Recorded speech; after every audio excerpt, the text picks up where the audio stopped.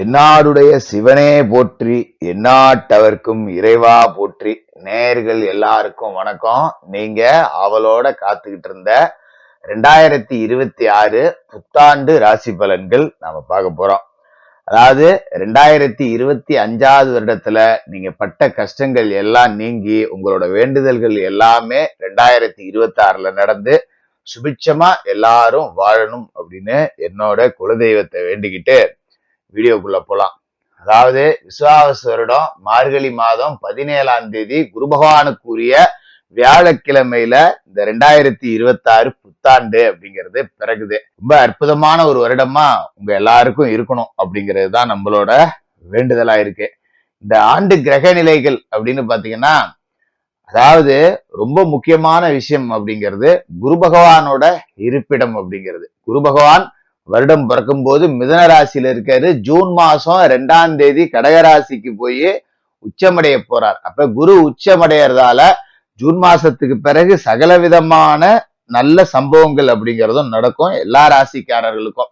அதே மாதிரி மீனராசியில இருக்கிற சனி பகவான் இதுக்கு மேல உங்களுக்கு நல்ல பலன்கள் அப்படிங்கிறதையும் கொடுப்பார். அதே மாதிரி ராகு கேதுக்கள்ல மாற்றம் இல்லை. விஷப்பாம்பு ராகு கும்பத்திலையும், விஷமற்ற பாம்பு கேது சிம்மத்திலயும் இருக்காங்க.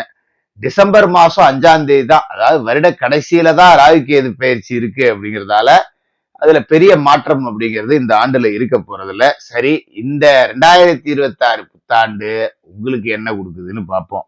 கன்னிராசி நேயர்களே, உங்களுக்கு இந்த 2026 புத்தாண்டு எப்படி இருக்கு அப்படின்னு பார்த்தீங்கன்னா, 2025 தொழில் ரீதியாகவும் சரி, வேலை ரீதியாகவும் சரி, கன்னிராசிக்காரர்களுக்கு ஒரு பெரிய பின்னடைவு அப்படிங்கிறத கொடுத்துருச்சின்னு தான் சொல்லணும்.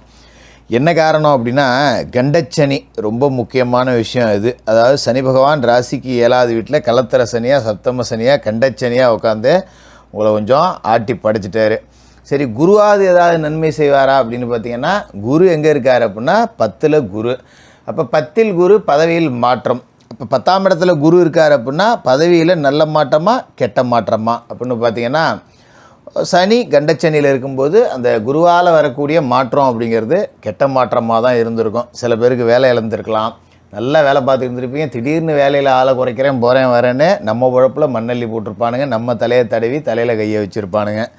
அதுமாரி தொழில் ரீதியாகவும் பார்த்திங்கன்னா ஏகப்பட்ட இடைஞ்சல். நல்லபடியாக வேலை செஞ்சுக்கிட்டு இருந்தேன், இங்கேருந்து அங்கே ட்ரான்ஸ்ஃபரு, அங்கேருந்து இங்கே ட்ரான்ஸ்ஃபரு, வியாபாரத்துலேயும் ஒன்றும் பெருசாக போகல வரல, கிட்டத்தட்ட கடங்குடியானது தான் மிச்சம் அப்படிங்கிற மாதிரி தான் 2025 கன்னிராசிக்காரர்களை பொறுத்த வரைக்கும் ஓடி இருக்கு. சரி, 2026 எப்போ இருக்குது? போன கதையை ஏன் ஜோசியரை பேசுகிறீங்க? அதான் எங்களுக்கே தெரியுமே, அடி வாங்கினேன் எங்களுக்கு தெரியாதா நீங்கள் சொல்கிறீங்களே அப்படின்னு நீங்கள் கேட்குறது எனக்கு புரியுது. சரி, 2026ல் இந்த வருடம் பிறங்கும் போதே பார்த்தீங்கன்னா, இப்போ வக்கரத்தில் இருக்கிற சனி பலம் அடைஞ்சிருவார். கண்டச்சனி அப்படிங்கிறது பலம் அடையுது. அப்போ ஏற்கனவே குருவும் 10ல் தான் இருக்கார் இல்லையா? அப்போ அந்த 10ல் இருக்கிற குரு அப்படியே பிரட்டி பிரட்டி பிரட்டி பிரட்டி ஓட்டி ஒரு ஜூன் மாதம் வரைக்கும் உங்கள் காலத்தை நீங்கள் ஓட்டி தான் ஆகணும். அது வரைக்கும் கொஞ்சம் அப்படி தான் இருக்கும். மாற்றம் வராட்டி நம்மளாக வர வச்சுக்கிறது அப்படிங்கிறது தான் நல்லது. இப்போ ஒரு வீடு இருக்குது அப்படின்னா வேறு வீட்டை பார்த்து குடி போய்க்கிறது அப்படிங்கிறது நல்லது. இந்த வருஷம் பிறந்தவுடனே வாடகை வீட்டில் இருக்கிறவங்க ஒரு வேறு வீடை பார்த்துங்க, 1000-500 வாடகை கூட போனாலும் பரவாயில்லன்னு ஒரு மாற்றத்தை வர வச்சுக்கிட்டிங்கன்னா அது நல்லது. இல்லை ஜோசியரே சொந்த வீட்டில் தான் இருக்கேன், நான் எங்கே வேறு வீட்டுக்கு போகிறது அப்படிங்கிறவங்க நம்ம இருப்பிடத்தை கொஞ்சம் மாற்றிக்கணும். இந்த ரூமில் படுத்துருக்கேன்னா அந்த ரூமில் போய் படுத்துக்க, இந்த ரூமில் உட்காந்து சாப்பிட்றியா அங்கே உட்காந்து சாப்பிடு. அதுமாதிரி சாப்பிட்ற இடம், அதுமாதிரி நம்ம டைனிங் டேபிள் போட்டிருந்தால் அதை வேறு இடத்துல மாற்றி போடுறது, படுக்கையை மாற்றி போடுறது, இருக்கிறதே லவோண்டு இடம் இதில் நான் எங்கே மாற்றுறது அப்படிங்கிறவங்க தலை வைக்கிற தசையை மாற்றிக்கணும். வடக்க வைக்கக்கூடாது, அவ்வளோதான். வேறு எங்கே வேணாலும் வச்சுக்கிருக்கான். கிழக்க வைக்கிறியா மேற்கு வச்சுக்க, மேற்க வைக்கிறியா தெற்க வச்சுக்க, தெற்க வைக்கிறியா மறுபடியும் கிழக்க வச்சுக்க அப்படிங்கிற மாதிரி தலைமாட்டை மட்டும் மாற்றி போக வச்சுக்கிறது அப்படிங்கிறது நல்லது. அதுமாரி சில பேருக்கு பெண்களுக்கு அடுப்படியே மாற்றணும். இருக்கிறதே லவுண்டு அடிப்படி தான் இருக்குது, அடுப்பு வைக்க வேறு இடம் இல்லை, நான் எங்கே ஜோசியரே வைக்கிறதுன்னு கேட்கலாம். லேசாக உயரம் தூக்கி வச்சுக்கிங்க, அடியில் ஒரு கல்லை கொடுத்து அடுப்பை லைட்டாக உயரம் தூக்கி வைக்கணும். இந்த மாதிரி மாற்றங்கள் அப்படிங்கிறதெல்லாம் நம்மளாக வர வச்சுக்கணும். நீங்கள் செஞ்சு பாருங்கள், மாற்றம் சூப்பராக இருக்கும். கேட்குறதுக்கு கொஞ்சம் வேடிக்கையாக தான் இருக்கும், ஆனால் செஞ்சு பாருங்கள், வெளியே சூப்பராக இருக்கும். ஏன்னா ஜூன் மாதம் வரைக்கும் நிலைமை அப்படி தான் இருக்குது. உங்களோட ராசிக்கு 4க்கும் 7க்கும் குரு அப்படிங்கிறவர் அதிபதி. ஜூன் மாதம்தான் அவர் 11ஆவது வீட்டுக்கு வர்றார். லாபஸ்தானத்துக்கு குரு வந்து உச்சமடைகிறார். இப்போ உச்ச குரு லாப வீட்டுக்கு வந்த பிறகு உங்கள் வாழ்க்கை அப்படிங்கிறது அடியோடு மாறும். அப்போ 2026 ஜூன் வரைக்கும் அப்படியே மொல்ல தள்ளி போட்டுக்கிட்டு செய்ய வேண்டிய வேலையை அப்படியே செய்யணும். புது முயற்சி எதுவும் எடுக்கக்கூடாது, முதலீடு போடக்கூடாது. எவனா வந்து கூட்டா தொழில் பண்ணலாம் போகலாம் வரலான்னாலும் கிட்டக்க போகாதீங்க. ஏன்னா 7க்கு அதிபதி இப்போ குரு அப்படிங்கிறவர் உங்களுக்கு 10ல் இருக்கார். அதனால் கவனமாக இருக்கணும். அப்போ நீங்கள் ஜூன் மாதத்துக்கு பிறகு முதலீடு போட்டிங்கன்னா நல்லாயிருக்கும். அதுமாரி இந்த கண்டச்சனியோட தாக்கம் அப்படிங்கிறதும் அதுக்கு பிறகு குறையும். அதுமாரி குருவோட பார்வை அப்படிங்கிறது பார்த்திங்கன்னா மாறும். உங்களோட ராசிக்கு 3வது வீட்டை குரு பார்ப்பார், 5வது வீட்டை குரு பார்ப்பார், 7வது வீட்டை குரு பார்ப்பார் ஜூன் மாதத்துக்கு பிறகு. அப்போ 3வது வீட்டை குரு பார்க்குறதால அண்ணன் தம்பிகளுக்குள்ளே சண்டை அப்படிங்கிறது நீங்கும்.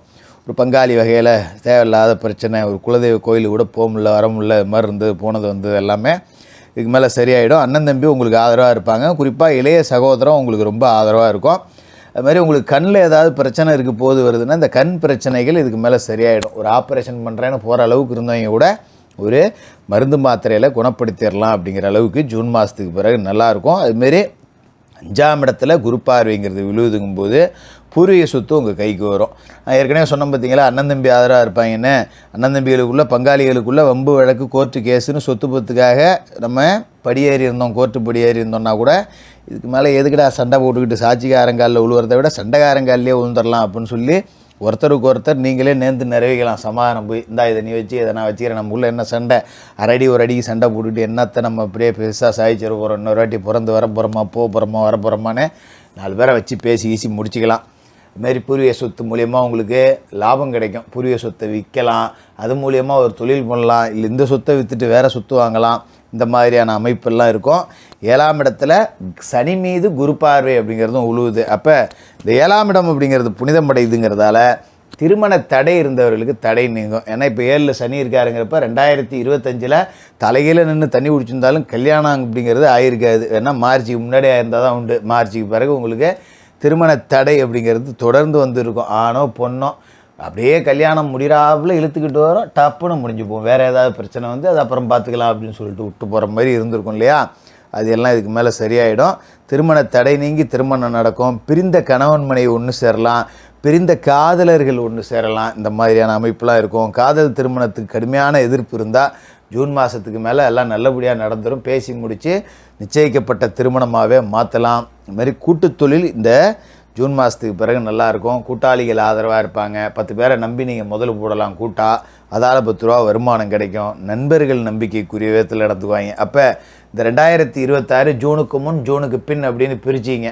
இந்த குரு பயிற்சி தான் உங்களை குபேர யோகம் கொடுக்கக்கூடிய ஒரு மனிதராக மாற்றப்போகுது. ஏன்னா லாப வீட்டில் குரு உச்சமடைகிறார். அதுமாரி ராகு உங்களை பொறுத்த வரைக்கும் உங்கள் ராசிக்கு 6வது வீட்டில் இருக்கார். அவர் 5வது வீட்டுக்கு டிசம்பரில் வருவார். 12ல் இருக்கிற கேதுவும் 11வது வீட்டுக்கு போவார். அதன் பிறகு அற்புத மாற்றங்கள் அப்படிங்கிறதும் நடக்கும். கவலைப்படாதீங்க. 2021 ஜூன் மாதத்துக்கு பிறகு ரொம்ப சூப்பராக இருப்பீங்க.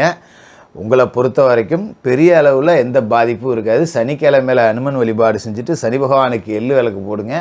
மாற்றுத்திறனாளிகளுக்கு உங்களால் முடிஞ்ச உதவிகள் செய்யுங்க. 2026 நல்லாயிருக்கும். கன்னிராசிக்காரர்களுக்கு வாழ்த்துக்கள்.